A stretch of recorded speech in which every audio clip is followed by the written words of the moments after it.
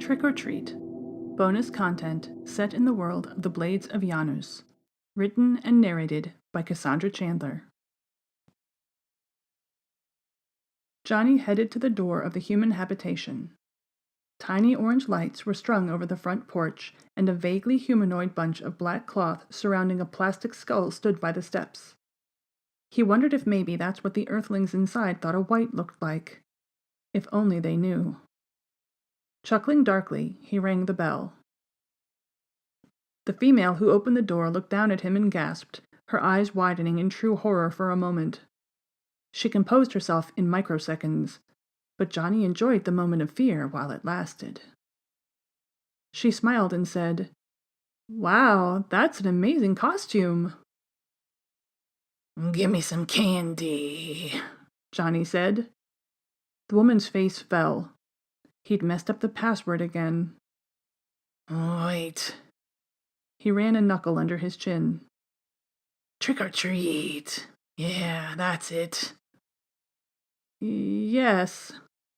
She let out a strained laugh, then held out a bowl full of wrapped chocolate bars and other foods that had enough calories in them to last Johnny for months. Her arm was extended as far as she could manage, like she wanted to stay far away from him. He chuckled again, grabbing a handful of food and stuffing it in the dirty bag that held the rest of his gatherings from the night's expedition. "What are you?" she asked. Johnny stopped short at her question, his blood turning colder in his veins. His size was in the range of a human child, but his voice was way too deep and gravelly. He also couldn't seem to stop himself from drawing out some of his words. But this was Halloween, the one night of the year when humans went out dressed as his kind, letting them blend in. She was asking about his costume, not his true nature. "Goblin," Johnny rasped. "Oh, of course. Your costume is amazing. You and your parents must have worked on it very hard." Johnny followed her gaze out to the street, looking over his shoulder at Scarecrow and Spriggan beyond the white picket fence. Scarecrow was finally reaching the front walkway, her legs moving in her weird, slow stride. Spriggan was standing in the dirt-filled wagon she pulled. Spriggan's costume was hilarious. 2 dried-out bouquets held in each of his stick hands. He was supposed to be a tree. He'd have been more convincing if he didn't keep moving his arms. Since his body was as thin as a sapling's trunk, there was no way he could be mistaken for a human in a costume. Maybe the Earthling would think he was some sort of mechanical decoration. That was probably easier for the woman to explain to herself than the way Scarecrow's pumpkin head listed at a completely unnatural angle. Scarecrow was wearing a dark suit they'd found in a garbage bin and cleaned up special for tonight. As the human stared, Scarecrow lifted one of her long arms slowly, extending each finger in turn at the same unnatural speed, then waving. The Earthling returned the gesture with a hesitant wave, then let out another nervous titter, probably noticing that Scarecrow's fingers were twice the length of a human's, and made of straw tied tight with string.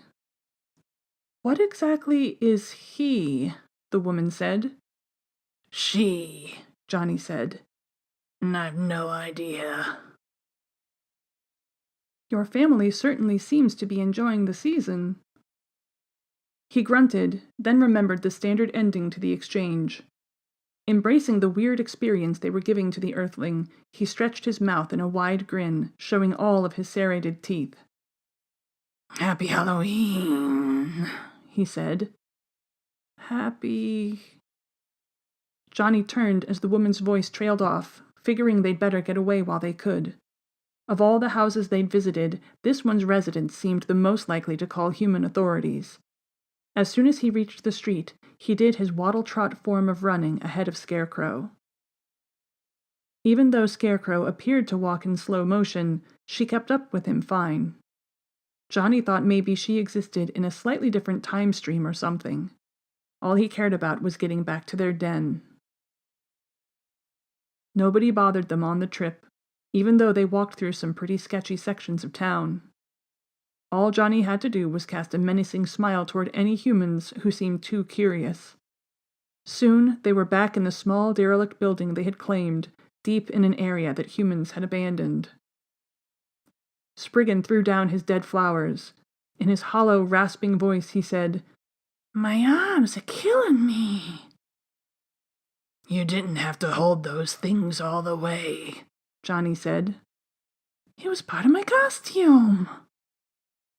Johnny chuckled as Scarecrow sat on an overturned wooden box, leaning her skeleton-thin arms on her knees. "Gimme!" Spriggan shouted. "Gimme, gimme, gimme!" "Cripes hold you sap!" Johnny dumped the candy from his bag and started unwrapping everything. He put the food in one pile and threw the wrappers to Spriggan. "Yeah," Spriggan said. He tossed the plastic wrappers away, but pulled the paper ones closer. Shredding them with his razor-sharp finger twigs, he worked them into the soil around his feet. "Oh yeah, this stuff's gonna make some great compost." Johnny grunted. "That reminds me." He walked over to the corner where he slept and picked up a jack-o'-lantern that he'd stolen earlier that day. Heading back to Scarecrow, he said, "Your head's starting to rot. Here." Scarecrow angled her head at him a bit. At least he thought she was trying to. The flesh of the pumpkin she was using was so soft it wasn't staying on her broom-handle neck right. She pulled off the green-spotted pumpkin and set it down at her feet, then rolled it toward Spriggan. "Yes! Best Halloween ever!" Spriggan picked it up and started shredding the thing, working it into the dirt in his wagon. Johnny handed the fresher pumpkin to Scarecrow, staring at the stick coming out of the top of her suit while she didn't have a head. She slowly lifted the gourd to her shoulders, working it down over the top of the broom that made up her spine. It took some shimmying, but she managed to get it to stay in place. Johnny could tell when it took, because the dark holes of its triangle eyes and nose lit up with a flickering blue glow. The smile lit up last, as if she was smiling at him. Cripes, Scarecrow even gave Johnny the creeps. He kicked over a bucket and sat on it, staring at the pile of food he'd collected. Impressive. Maybe even enough to get him through to the next Halloween, when he could go out and forage without worrying about being seen, when humans would give him all the food he needed. Johnny let out a low laugh and shook his head. "I fucking love this planet." The end.